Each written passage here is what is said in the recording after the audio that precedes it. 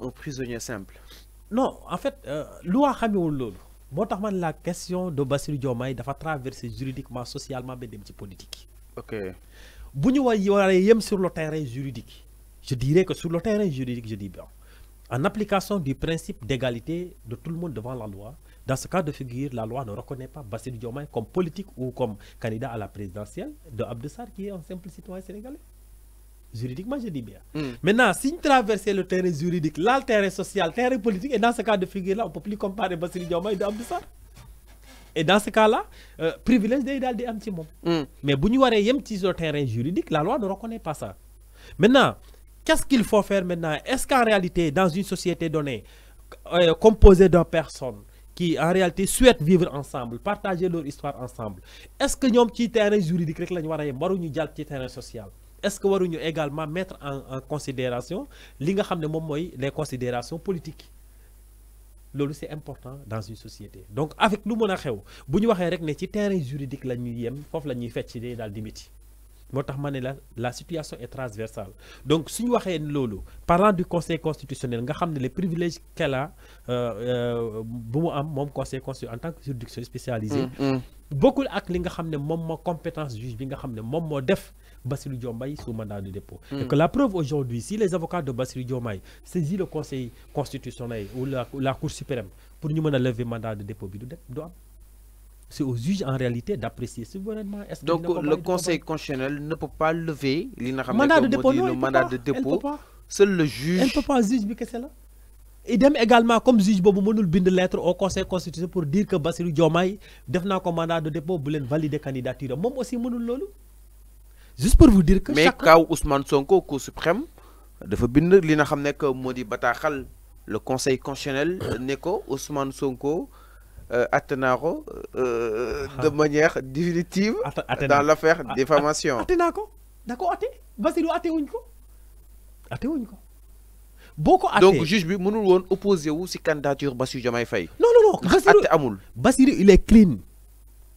Dafa weex comme neige. Ken mënu ko wax ne yow yaa def wala defoo parce que até wuñ ko.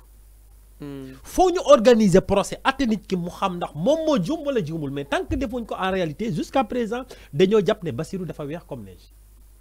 Donc ce qu'il faut faire maintenant comme dañoo woote woon ne on doit partir à des élections inclusives élections yoo xam ne également ci jàmm ci paix lay am yu leer. Donc ce qu'il faut faire maintenant c'est au voir maintenant d'apprécier par rapport à la situation politique la situation sociale du pays ñu daal di retirer un peu du terrain juridique pour en réalité libérer Bassirou Diomaye. C'est ça le fond du le véritable débat qui doit se poser. Donc en souci de transparence sur l'élection jàpp nga ni la libération de Bassirou Diomaye Faye doit être imminente. Oui. Loolu laa lay wax en fait si le conseil constitutionnel valide sa candidature ñu teg Bassirou Diomaye mandat de dépôt léegi mu mat une année.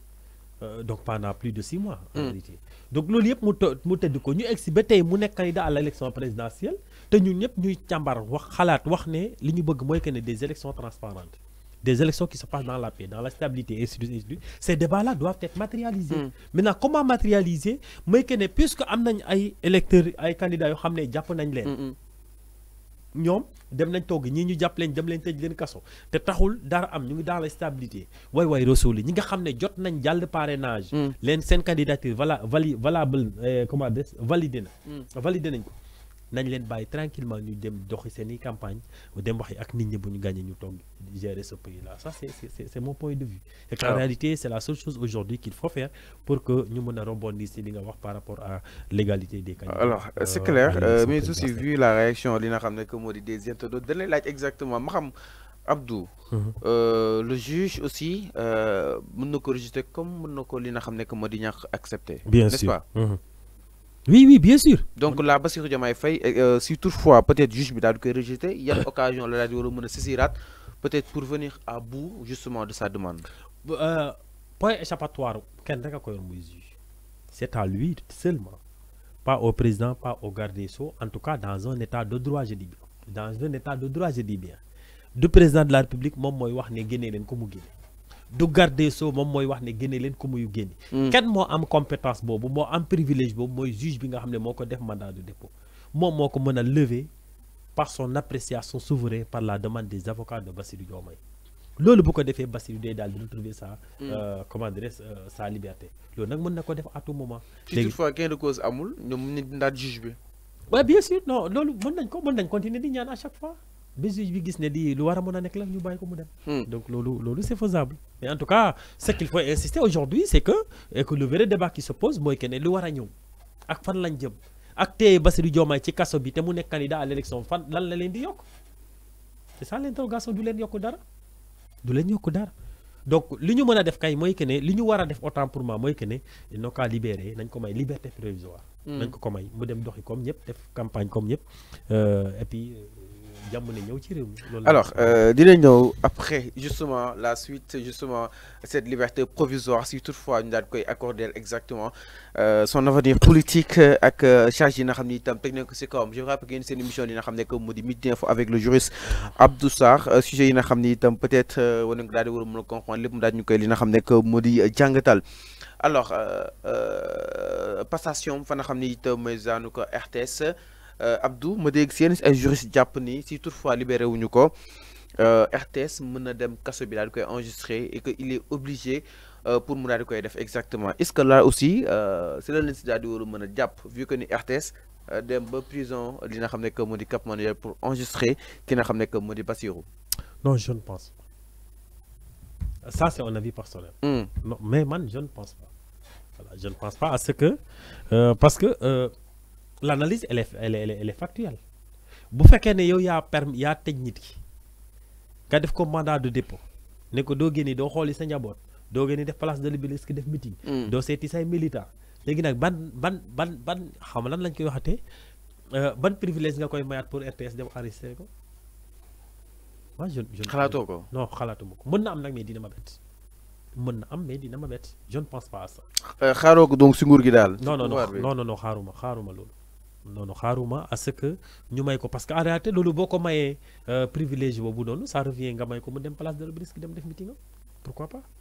moo tax ma ne le véritable débat c'est de libérer la personne c'est de libérer le candidat Bassirou Diomaye Faye.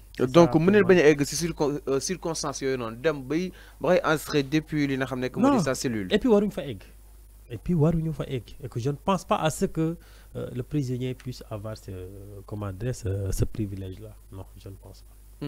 Non, je ne pense pas. Mën na am mais yaakaaruma ko te su ma ko gisul du ma ko gëm. Alors comme si toutefois il n'est pas libre c'est temps à la RTS dañ koy omettre. Ah bien sûr. Bien sûr comme ni ñu koy omettre sur le terrain politique comme ni ñu koy omettre mu war a ñëw à la place de l'Obélisque wax ak nit ñi du ñëw comme ni ñu koy omettre mu war a def tour nemmeeku tour du ko def comme ni ñu koy omettre mu war a sol lacostam wala casquette am dem wax ak nit ñi ci programme am te du ko def. Dans ce cas de figure là d'autres personnes peuvent le faire à sa place mais lui non moo tax ma ne c'est des précédents plus ou moins dangereux pour le pays. On doit réfléchir autrement on doit maintenant poser la question.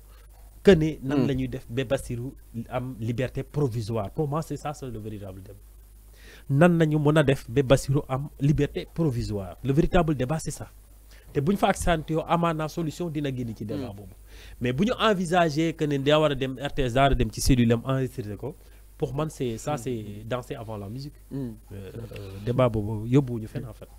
Alors mi noonu donc li nga xam ne que moo di la CNRA dina dajale li nga xam ne que moo di les candidats pour xool seen ko passation fa nga xam ne it mooy zaanu RTS mais Abdou coow li nga xam ne itam tamit jógoon na fii si toutefois Bassirou jugé wuñu ko ñu fal ko comme mu nekk li nga xam ne que moo di le président de la République bu li nga xam ne que moo di bu Sénégal peut-être 25 février 2024 alors ñu ne dans ce cas de figure Assemblée nationale dina si am li nga xam ne que moo di pàcc par rapport ak li nga xam ne que moo di son pouvoir là aussi lan leen si daal di war a mën a comprendre vu que ni condamnation amagul atte amagul te entre temps mënuñu fee li nga xam ne que moo di atte Bassirou Diomaye Faye bool daal di war a mën a écouler quoi comme puis sûr toutes ces voies jëmale li nga xam ne moo di recours yi nga xam ne itam mën na ko daal di enclencher. Oui bu ñu eggee situation boobu on parle là d'incapacité du président le président est dans l'incapacité d'exercer ses fonctions. Pourquoi? Parce que tout simplement il n'a pas été libéré. Donc dans ce cas de figure lan mooy xew c'est le président de l'Assemblée nationale qui va gérer. Donc loolu c'est des situations yoo xam ne l'incapacité de fonction c'est-à-dire. de gérer nit boo nekkee kaso boo noo di diriger réew. mais Abdou soo nekkee kaso dina la libéré nga dem si nga dem. moo tax ma ne la le véritable débat mooy ñu wax pour ñu libérer ko. moo tax ma ne la le véritable débat mooy que ne ñu toog xalaat wax pour moom mu am liberté. C'est ça en réalité le véritable débat qui doit s'opposer. Au-delà de ça, nous téeko wala ñu condamné ko. Même pour gagner l'élection présidentielle, c'est le président de l'Assemblée nationale qui va diriger à 6 mois après, il peut organiser des élections présidentielles. Étant donné que c'est kaso bi. Ah, bien sûr. Les précédents sont plus ou moins dangereux et que les gens ne mesurent pas. Xam nga Sénégal damay wax chaque journée dañuy baaxoo di wax nit du mu bëgg a dégg. Bay en réalité li nga xam ne moom moo mën a am wala moom moo war a am te chaque jour li ñu war a xalaat mooy que ne li nga xam ne mu ngi raam nan la ñuy def ba du egg ci ñag bi moo tax doggante bi yëpp tey le véritable débat juridique qui se pose mooy que ne nan la ñuy def pour que le juge mën a jox Bassirou Diomaye Faye sa liberté provisoire avant que ñuy arriver foo xam ne ñun ñëpp dinañ. mais nit yàgg na jóge ci kaso bi dem palais jiite. bien sûr bëri na justement donc pourquoi pas au Sénégal. bëri na. bëri na mais pas nga gagné élection yi war a toog 6 mois 7 mois yaa ngi kaso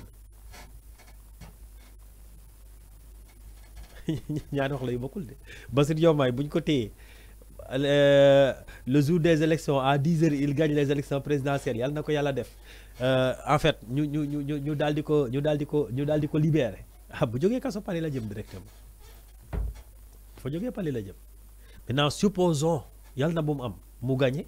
Après, mu war a toogaat 6 mois wala ñu condamné ko après mu war a toogaat.